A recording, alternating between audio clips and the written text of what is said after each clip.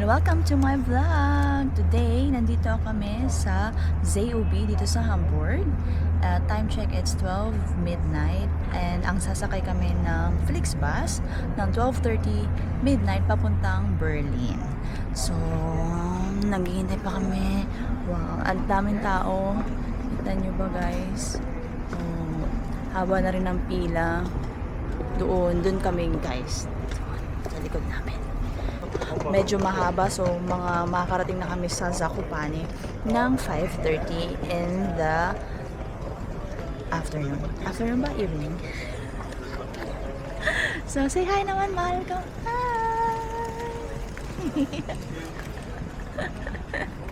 Sobrang haba ng pila. Grabe. Oh.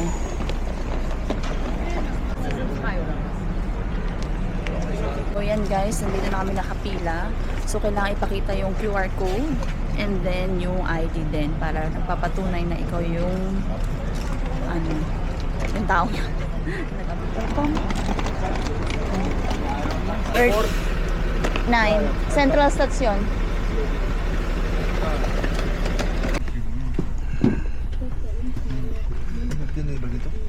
So, ang in-avail namin ay 5A and 5V.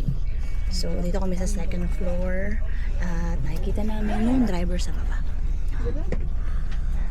So, may bayad to guys. Ang alam ko nasa 5 euro or 3 euro ang per seat. So, pag-reserve.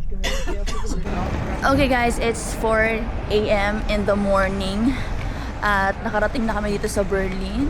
So, 3.5 hours ang nagtagal mula Hamburg to dito sa Berlin. So, ngayon maghintay pa kami ng 1 hour dito para papunta naman sa Krakow. So, ganito itsura niya. Saan tayo pupunta? Doon tayo sa waiting room? Doon tayo sa waiting area? Ayan guys. So, hindi masyadong malamig. 20 degrees lang. Kaya, kaya naman. At hindi naman din malamig sa bus. So, yun. Ang ganda ng facility ng Flixbus, guys. Hindi ako makatulog ng maayos sa bus. Dahil, ang sakit sa balakang, sa balikat, lahat na. Pero anyway, thank God kami naligtas dito sa Berlin.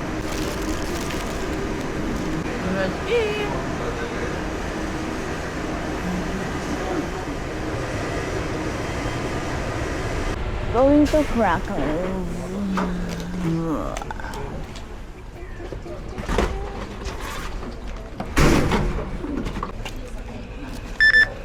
Zwei Leute?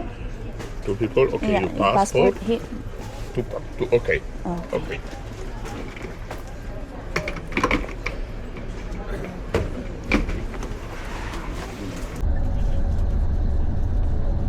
Katowice, Poland.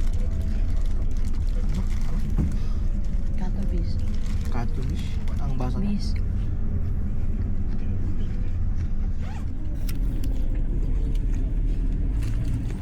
Okay, time check, it's 1:30 p.m. Nakarating na kami dito sa Krakow.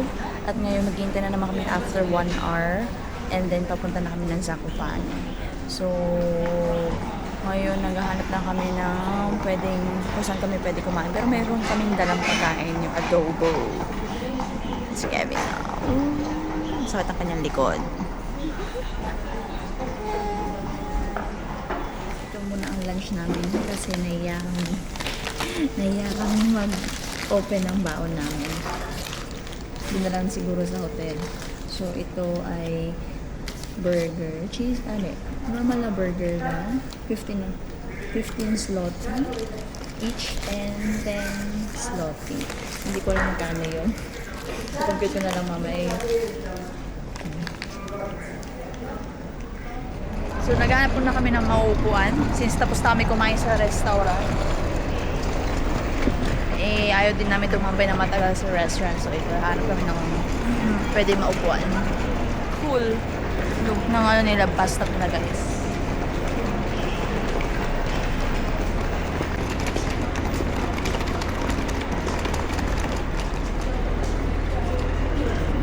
before, last month ata, may nakuha kami 100 zloty or Polish money doon sa nilalaban namin. Tinatry niya kung gagana yung pera, kung totoo yun. Pero since na hindi na siya bumalik, baka gumagana talaga yung pera. Hindi siya counterfeit. Zakopane. Yeah.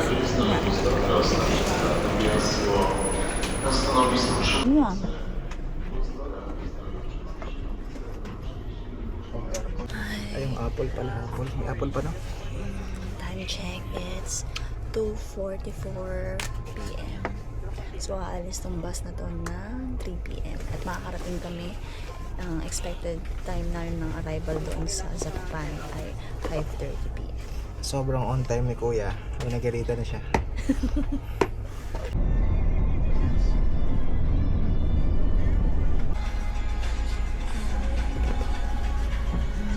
Lakas ng ulan, guys. 20 minutes na lang. Makakarating na kami sa Zakopane. Pero ito, umuulan. Yan. Tsaka. Pero sana pagdating namin doon ay tumila na yung ulan. Okay, guys. After 2 hours and 30 minutes, nakarating na rin kami dito sa Zakopane. It's so nice here. Look, guys. The view, the mountains, and everything. Grabe. 20 minutes ago, guys, umuulan. Ang lakas-lakas. Buti na lang, tumila na siya. At guys, nakikita nyo yun, guys. Ayun o. Tatra Mountain. Ano yun? Yun siya. Kita yan. Tatra Mountain. It's so nice. Ayan. Nag-umpisa na naman umambon. Hanapin pa namin yung hotel namin. Kung saan banda yung hotel namin. Anyway. Paano ba pumasok? Yeah, genau. Yeah, danke schön. Thank you. Allergic sila sa Deutsch? We have a booking reservation under the name Laco Fishery. Your passport Passport. Ano yung password book natin? will be here. Yeah.